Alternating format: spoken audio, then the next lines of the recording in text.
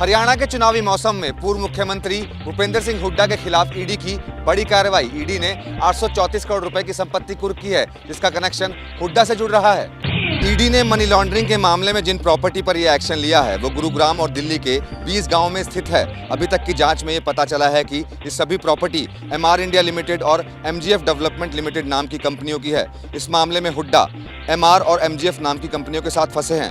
आरोप है कि एमआर एमजीएफ ने हुड्डा और डायरेक्टर डीटीसीपी त्रिलोक चंद्र गुप्ता के साथ मिलकर सस्ते दामों पर जमीनें हथिया ली थी।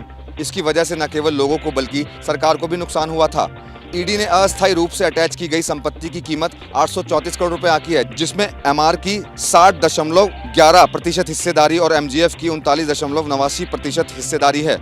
जांच में यह भी पता चला है कि कंपनी ने संपत्ति के मालिकों को डराया धमकाया और उन्हें अपनी जमीन बेचने के लिए मजबूर किया था।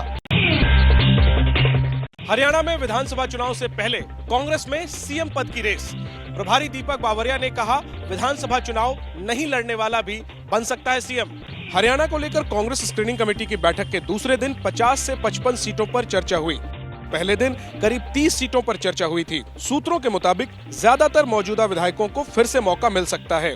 पहले दिन की बैठक के बाद हरियाणा कांग्रेस के प्रभारी दीपक बावरिया ने सांसदों के चुनाव नहीं लड़ने की बात कही थी। 24 घंटे बाद बावरिया ने कहा, विधानसभा चुनाव नहीं लड़ने वाला भी सीएम बन सकता है।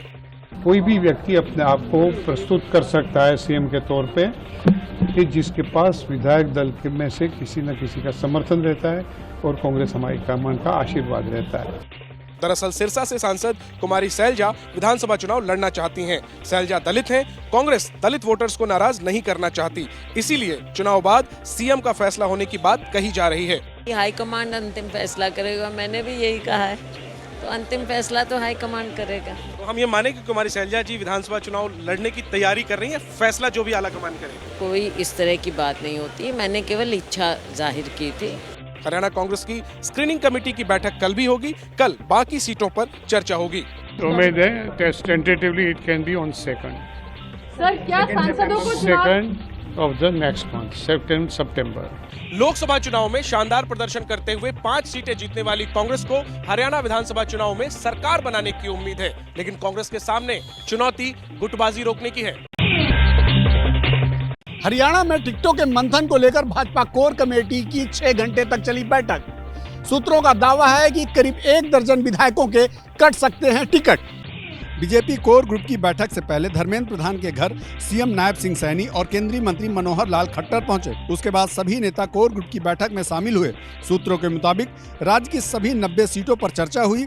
हर सीट पर 3-3 नामों के पैनल तैयार किए गए। अब पैनल को केंद्रीय चुनाव समिति की बैठक में रखा जाएगा। अब बीजेपी सीसी सिंगल नामों पर मुहर लगाएगी। केंद्रीय नेतृत्व को अवगत कराया है, जो प्रदेश की टीम ने सारा। अब केंद्रीय जो नेतृत्व है सेंट्रल पार्लियामेंट्री बोर्ड में वो फाइनल मोहर लगेगी। कोर ग्रुप की बैठक में हरियाणा के दिग्गज नेताओं ने अपनी अपनी बात कही। सूत्रों के मुताबिक बीजेपी राव इंद्रजीत सिंह की बेटी को टिकट दे सकती है। कुलदीप बिश्नोई के बेटे भव्य बिश्नोई को फिर से टिकट मिल सकता है। करीब 1 दर्जन विधायकों के टिकट कट सकते हैं। 2 मंत्रियों के भी टिकट काट सकती है बीजेपी। सूत्रों का दावा है कि हरियाणा में तीसरी बार सरकार बनाने के लिए भारतीय जनता पार्टी करीब 2 दर्जन युवा चेहरों पर लगा सकती है दांव। वक्फ बिल को लेकर बनाई गई संसद की संयुक्त कमेटी की दूसरी बैठक कल। बैठक में बिल पर स्टेक होल्डर से की जाएगी चर्चा। दूसरी बैठक में जेपीसी वक्फ बिल से जुड़े स्टेक होल्डर से चर्चा की शुरुआत करेगी। कल होने वाली बैठक में उत्तर प्रदेश सुन्नी सेंट्रल वक्फ कमेटी के प्रतिनिधियों को बुलाया गया है। यूपी सुन्नी सेंट्रल वक्फ कमेटी के सदस्य नए वक्फ बिल पर अपनी बात जेपीसी के सामने रखेंगे। सुन्नी सेंट्रल वक्फ कमेटी के सदस्य जेपीसी को बताएंगे कि उन्हें बिल के किन प्रावधानों से दिक्कत है। राजस्थान के मुस्लिम बोर्ड के प्रतिनिधि भी कल जेपीसी की बैठक में शामिल होंगे। राजस्थान मुस्लिम बोर्ड के प्रतिनिधि भी संसदीय समिति के सामने अपनी बात रखेंगे। इस मीटिंग में ऑल इंडिया सुन्नी जमीयतुल उलेमा मुंबई और Indian Muslim for civil right यानी IMCR दिल्ली के प्रतिनिधि भी अपना पक्ष रखेंगे। जेपीसी की दूसरी बैठक में मुस्लिम धर्मगुरुओं और स्कॉलर से मिली सलाह और सुझावों पर भी चर्चा होगी।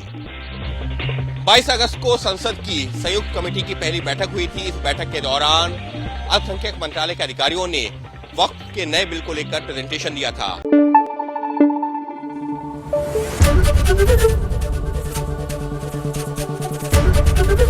ABP न्यूज आपको रखे आगे।